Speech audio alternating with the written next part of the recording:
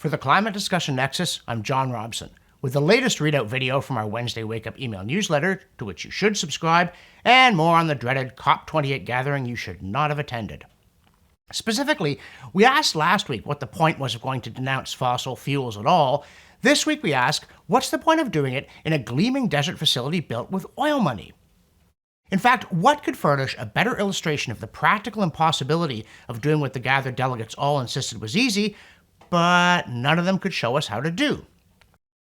Heatmap Daily rather gave things away with an email entitled Climate Christmas that linked to a story that said, quote, "the 2 weeks of COP are like Climate Christmas," end quote.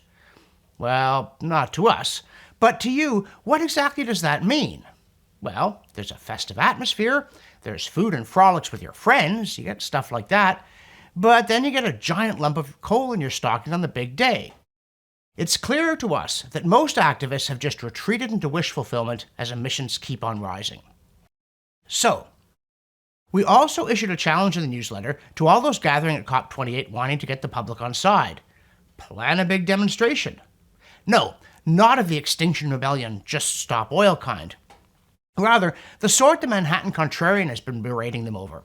If you're so sure this energy transition can work on a national or global scale and be fun, exciting, cheap, easy, and great, stop with the grand pontificating and finger pointing and show us a small-scale demonstration project. Show us just one large or even medium-sized jurisdiction that can actually run its economy on green energy. Oh, that's awkward.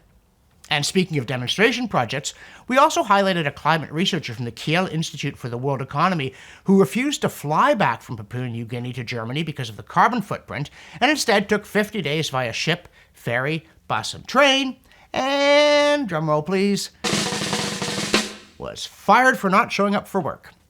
This green raw deal really isn't all it was hyped as, now is it? Apparently he's now suing, without, we trust, using any petrochemical communication devices. We also noted in the newsletter the ongoing self-immolation of Greta Thunberg, the latest incident being her chanting, "Crush Zionism," outside the Israeli embassy in Sweden. Having saved the world from climate change, she now wants to save us from the Jews? Get lost, kid. Canary Media recently lamented that, quote, "Mainers reject historic bid to make for-profit utilities publicly owned. The ballot initiative aimed to bolster Maine's energy transition, grid reliability, and affordability.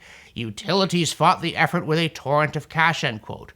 Which again brings up the question, why must people who think CO2 is bad for the planet so dependably also think socialism is good for it? And in the newsletter, we also cited a study by the Canadian think tank Cardis saying that Canadian women want to have more children than they actually do, and that some of them claim that climate worries had led them to limit family size. But it turns out it's not true, in that there is no measurable difference between the number of children women have who worry about climate change and the number they have who don't when it comes to what they would have liked to do. It's just that they live in a generally family-unfriendly world, if that's any consolation.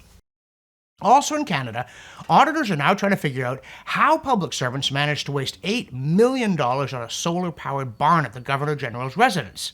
Our guess is lots of practice. Also, Sustainable Development Technology Canada seems to be imploding after more than 2 decades of throwing money at stuff and keeping a bunch for themselves.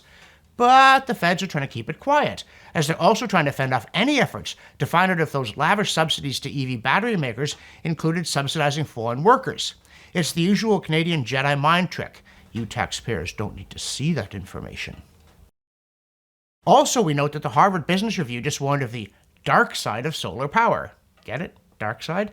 Because, quote, "in an industry where circularity solutions such as recycling remain woefully inadequate, the sheer volume of discarded panels will soon pose a risk of existentially damaging proportions," end quote. So, how green is my industry? Not very. And now, a word from our sponsor. And yes, again, that's you. All the people out there who are already backing our work and all the people who are subscribing. More than 84,000 of you on YouTube alone, where we've had almost 10 million views. But we need to keep up the momentum. And that's why I interrupt to pass the hat to those of you who aren't already backers and say, please make a pledge, one time or monthly, $3, $5, $10, whatever you can afford, so we can continue to push back against the climate cult and win this battle.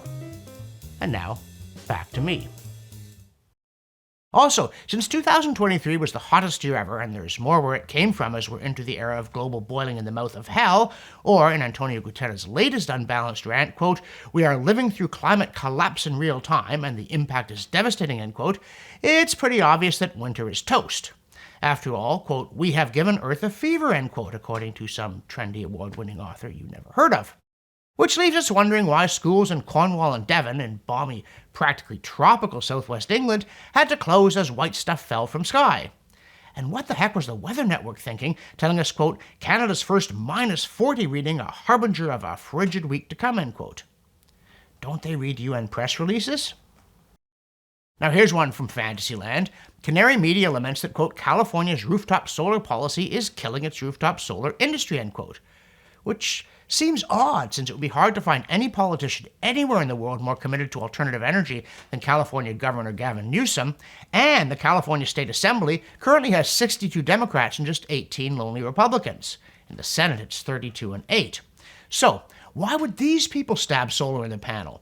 And why would it even matter when solar is, we're repeatedly told, already more than competitive with fossil fuels and gaining fast, just like wind power that inexplicably also seems to gobble ever larger subsidies without delivering the goods?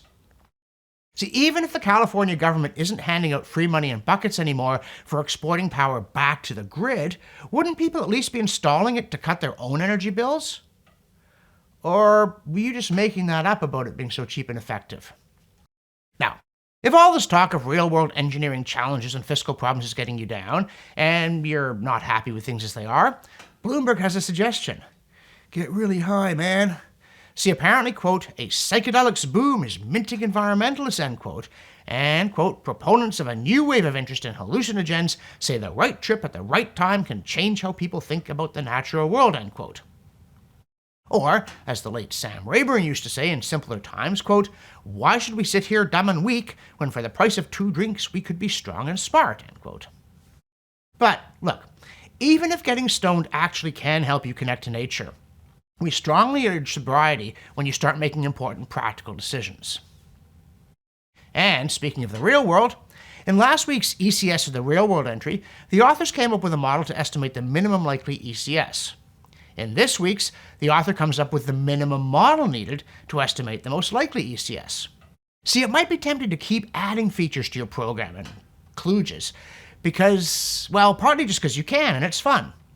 But in pursuit of clarity and following Occam's razor about not needlessly multiplying entities, and trying to avoid a Frankenstein's monster model that lurches about with terrifying power doing things you can't understand, there is something to be said for creating the simplest possible model that you can, making the fewest possible assumptions that are compatible with a plausible simulation, assuming you care about that, which some modelers don't seem to. In this case, the author, Craig Lola, published his work in the journal Ecological Modeling, and his unconventional approach was simply to take the surface temperature record, estimate the influence of natural climate oscillations, and assume that whatever trend is left over is entirely anthropogenic. And by doing that, and by comparing it to changes in CO2, his method yielded an ECS estimate of, wait for it, 2 degrees Celsius, yet again.